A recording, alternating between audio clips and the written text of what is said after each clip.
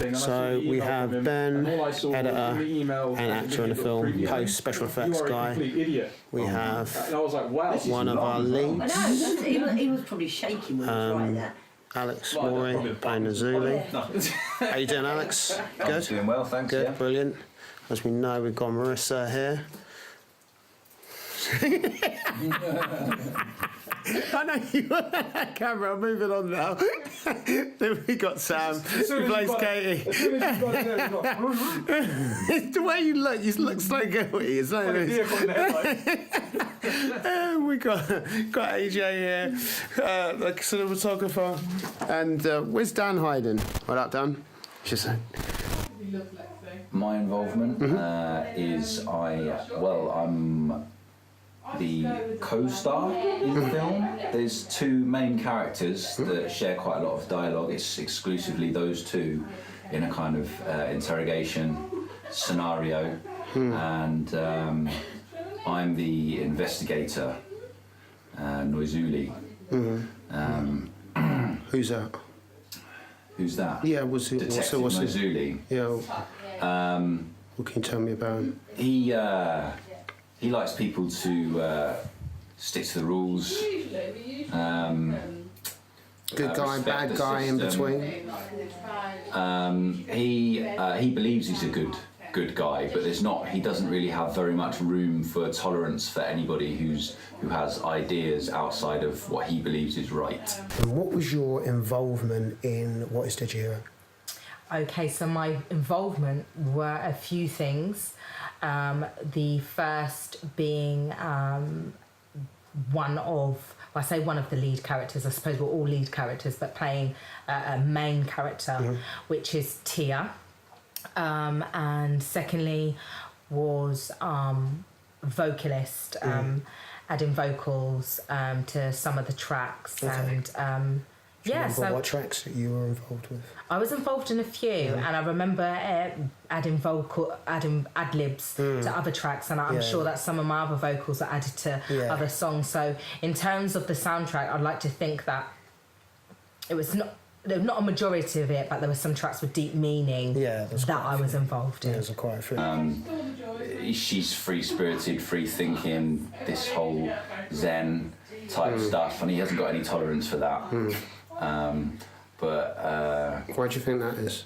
It's all good. Because he likes structure and he likes people to, like I say, follow the rules. And she's about bringing together a collective of people in,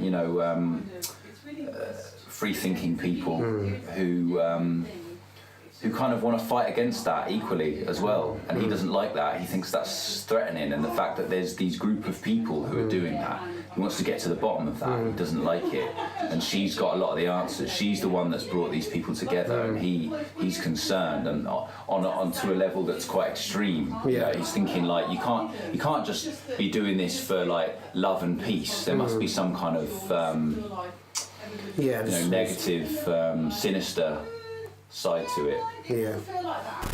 As myself, we've only got one life. You've got to live it. So make the most of it.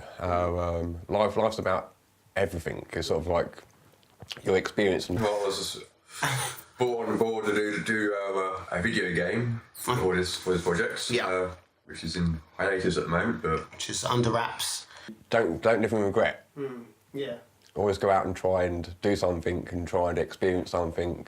on the spot, I'll play Eli, which I thought was a very good character because he was socially inept character that he was. Good, because that's how you are, or?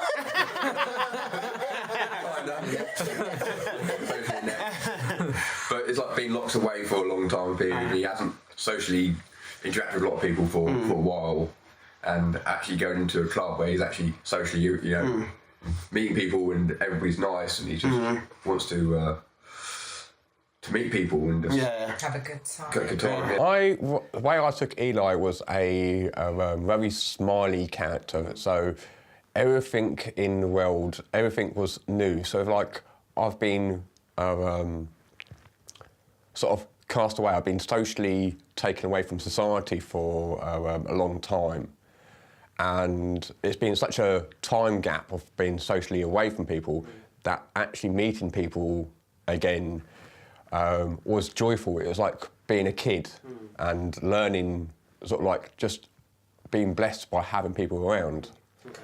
And just seeing all these faces and all these colours and everything was new, and just enjoyed everything about, you know, being in that environment, being away from being alone. It's nice being with a group. Yeah. And trying to be in a group as well, trying and make myself sort of like a part of something. Yeah. Sorry, I was just intervening. That worked out really well for me because that was who you asked me to play originally. Yeah, it was, yeah. And although like I ended up taking the lead role, you could sort of assume, oh, your acting skills are good for whatever reason, but I would have found that really difficult to play, I think. What Eli's character? Yeah. You've got to play somebody that doesn't sort of normally act like everybody else you see. He's got to feel like, this is different, I like this, and all that you are is going into a bar with like 10 other people. In terms of sort of the acting side, would you guys, would you want to do more of it? And to what kind of capacity would you do it if you did want to do it? Let's go around clockwise, Ben. Would I want to play Eli again? No, would you want Just acting in general. Would you want to act again? You I prefer being behind the camera and doing all the magic with the editing. So you would definitely be really interested in doing more of this editing work Editing in work, the and future. visual effects and everything behind the camera. I like doing that side of it and the technical side. So would it be like a similar sort of creative process for you, for example, like when you write a song? Or For me, when I write songs, it's like a story. Like, so that I know the beginning, I know the middle, and I know the end. But in order for me to tell it and become believable, it's how I deliver vocally. And the hard part for me is when I write a song, I don't necessarily write them for what my vocal ability is. I hear another voice, you see. So That's a pure writer then. that's it. Yeah. So when I go into a booth, there's so many tracks. You will go to Leon's studio, you'll go to Carl's studio, and there is so many tracks I've recorded, but I've never released them because they don't sound how I heard it. Do you know what I mean? When I wrote it, it's not that I sound shit on them. It's just not what I envisioned or what I heard. So, but I never let them go. They're still there. They've got dust on them, but I will. Would you say that's We'll a bring similar 'em out. principle then for like the singing and the songwriting then? So there's the song that you write, there's the song you sing, and then there's a song that you master. Would you Most say that? definitely. I'm recording now. All right, Ben, how's it going? It's going Cool. How's it going, AJ? Good? I have a cold and it's all his fault. Yeah, it probably is his fault. It doesn't matter now. Once you got it, you got it. Al Cams has got a cold as well, but he's soldiering on. Al Cams Studios. It's a song that you haven't heard for ages, and it's just like, because YouTube's so clever with like linking songs, and because they link the moods as well. So Yeah. you'll have like if you listen to a sad song, they'll have like a list of like, oh yeah, sad songs or upbeat songs. Oh, I've got like a garage song. That's interesting. So what would make you listen to a sad song? Depending, I mean, it's not necessarily a sad song, a mellow song. A mellow song, yeah. Okay, if I just want to chill, just want to. If I've had like a day at work and I've got home, I like to have those times when I was sort of like just with myself, just gathering my thoughts and just relaxing. So it kind of reinforces the mood that you're in, if that makes any sense. So I'm just there, like, and one thing I do as well a lot is I listen to music from my headphones. Okay, yeah. So like I'll just have my headphones on, click it to my Spotify on my either my tablet or my phone. So either Spotify or YouTube are the two things that I listen to quite a lot. That's a good point. Where do we listen to music now? Ben, where do you listen to music? I'm a Spotify user and YouTube. Rarely now have put a CD in. They don't even have a CD player anymore. Yeah. So it's very much streamed.